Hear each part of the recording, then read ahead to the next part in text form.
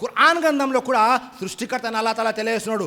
ఇద్దరు స్త్రీల గురించి తెలియజేస్తున్నాడు. జాగ్రత్తగా వినండి. ఇద్దరు స్త్రీలు. ఎవరా ఇద్దరు స్త్రీలు? మొట్టమొదటి స్త్రీ ఆసియా బింతే ముజాహిమ్, రెండవ స్త్రీ మరియం బింతే ఇమ్రాన్. ఆసియా బింతే ముజాహిమ్ అంటే ఫిరౌన్ యొక్క భార్య ఎవరైతే ఉన్నారో సతీమణి, ఆమె ఆసియా బింతే ముజాహిమ్. ఆవిడ గురించి సృష్టికర్త అల్లాహ్ తఆలా ఖురాన్ గ్రంథం తెలియజేస్తున్నాడు. 66వ అధ్యాయం 11వ వాక్యంలో వదరబల్లాహు మసలల్ లజీన ఆమను ఇమ్రాత ఫిరౌన్. అల్లా విశ్వాసుల కొరకు ఫిరౌన్ యొక్క భార్య ఉదాహరణ ఇస్తున్నాడు. అల్లాహ్ అక్బర్. ఫిరౌన్ యొక్క భార్య ఉదాహరణ ఎవరిస్తున్నారు? సృష్టికర్తను అల్లాహ్ ఇస్తున్నాడు. అల్లాహ్ అక్బర్. ఎంత పెద్ద విషయం చూడండి. ఏముంది ఫిరౌన్ యొక్క భార్య ఆసియా బింతే ముజాహిమ్లో? ఆదర్శం ఏముంది? జాగ్రత్తగా ఉండండి. ఎప్పుడైతే ఫిరౌన్కి దైవ ప్రవక్త మూసా అలైహిస్సలాం సందేశం అందజేశారో అప్పుడు ఆయన యొక్క భార్య ఎవరు? ఆసియా బింతే ముజాహిమ్ ఇస్లాం స్వీకరించారు. అల్లా ఏం చేశాడు? చాలా రోజుల వరకు ఆ విశ్వాసాన్ని కప్పి ఉంచాడు, పరదాలో పెట్టాడు, తెలియలేదు. ఎప్పుడైతే ఫిరౌన్కి తెలిసిందో అనేక రకాల బాధలు పెట్టాడు. ఆ తర్వాత ఏం చేశాడు? చేతులకి మేకులు దించేశాడు. 2 చేతులకి 2 మేకులు, 2 కాళ్ళకి 2 మేకులు దించేశాడు. ఒక పెద్ద బండరాయి తీసుకొచ్చి ఆమె మీద వేసేశాడు. ఇది చరిత్రను పరిశీలిస్తే మనకు తెలిసి వస్తుంది. మరి ఇందులో ఆదర్శం ఏముంది? జాగ్రత్తగా వినండి. ఒక రాజు భార్య రాణిలాగా ఉండాలి, అన్ని సకల భోగాలు అనుభవించాలి, సకల సౌకర్యాలు అనుభవించాలి, సకల సుఖాలు అనుభవించాలి. అలాంటిది వదిలేసి తన భర్తకు వ్యతిరేకంగా, ఏ విషయంలో? తౌహీద్ విషయంలో భర్తకు వ్యతిరేకంగా వెళ్ళి మరి తను తౌహీద్ మీద నిలకడగా ఉంది. అల్లాహ్ చూసారా? మనం కూడా మన సమాజంలో మన కూతుర్లని, మన కుమార్తెల్ని, మన యొక్క అక్క చెల్లెల్ని ఇస్తూ ఉంటాము.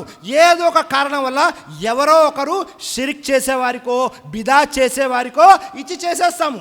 వీరు కూడా ముందు తౌహీద్ మీద ఉంటారు. ఆ తర్వాత అక్కడికి వెళ్ళగానే భర్త బలవంతం చేయడంలోనో, లేకపోతే అత్తమామలు బలవంతం చేయడంలోనే, లేకపోతే వాళ్ళ వంశం, వాళ్ళు ఖాందాన్ ఏదైతే ఉందో వాళ్ళు బలవంతం చేయడం వల్ల ఏం చేస్తారు? షిరిక్ పనులకి పాల్పడిపోతుంటారు. ఎటు వెళ్తే అటు అయిపోతారు. ఇక్కడ ఆసియా బింతే ముజాహిమ్ చూడండి, రాజుకి వ్యతిరేకంగా తాను ఇస్లాంపై తౌహీద్పై నిలకడగా ఉంది. ఇదే మనకు ఆదర్శం. రెండో విషయం ఏమిటి?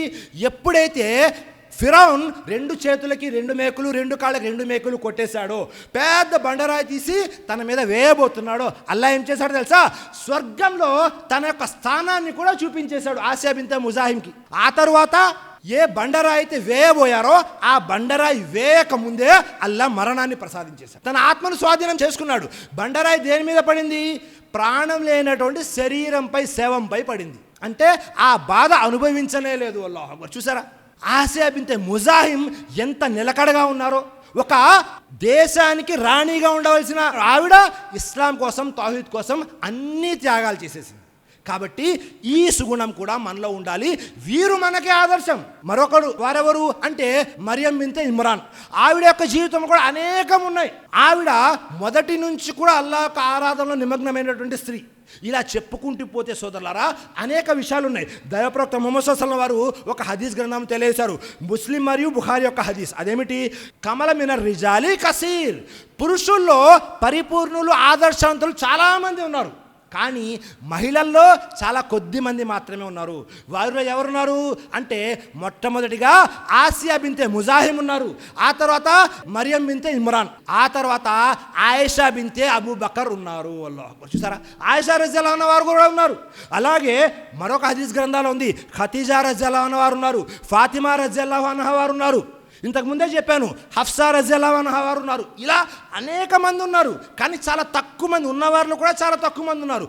మనకు ఆదర్శం ఎవరు అంటే దైవప్రవక్త యొక్క సతీమణులు, విశ్వాసుల యొక్క మాతృమూర్తులు ఆదర్శం. సహాబియాలు ఎవరైతే ఉన్నారో వారు ఆదర్శం. వారిని అనుసరించినటువంటి తాబైలు ఎవరున్నారో వారు మనకి ఆదర్శం సోదరులారా. కాబట్టి వీరందరూ కూడా మనకు ఆదర్శం. మనము ఒకవేళ వీరిని అనుసరిస్తే ఇహలోకంలోనూ మనము సుఖంగా, సంతోషంగా ఉండొచ్చు, పరలోకంలో కూడా అతి విలువైనటువంటిది స్వర్గాన్ని పొందొచ్చు. అల్లాహు అక్బర్. మరీ ముఖ్యంగా స్త్రీలకు చేసే విన్నపం ఏమిటి అంటే ఖురాన్ గ్రంథాన్ని ప్రతిరోజు చదవాలి. అందులో వేరే ఆలోచన ఏమీ లేదు. కానీ మరీ ముఖ్యంగా స్త్రీలు 3 అధ్యాయాలని అతి ఎక్కువగా చదవండి. ఏమిటా 3 అధ్యాయాలు? మొట్టమొదటిది సూరే నిసా 4వ అధ్యాయం, ఆ తర్వాత సూరే నూర్ 24వ అధ్యాయం, ఆ తర్వాత సూరే అహజాబ్ 33వ అధ్యాయం. సోదరులారా, ఈ 3 అధ్యాయాల్లో రోజువారీ జీవితంలో కావాల్సినటువంటి అనేక విషయాలు ఉన్నాయి. రోజువారీ జీవితంలో కావాల్సినటువంటి అనేక విషయాలు, మరీ ముఖ్యంగా స్త్రీలకి సంబంధించిన విషయాలు ఉన్నాయి. ఈ 3 సూరాలు కూడా, 3 అధ్యాయాలు కూడా విత్ ట్రాన్స్లేషన్ అంటే అనువాదంతో చదవండి, మీకు అర్థమయ్యే భాషలో.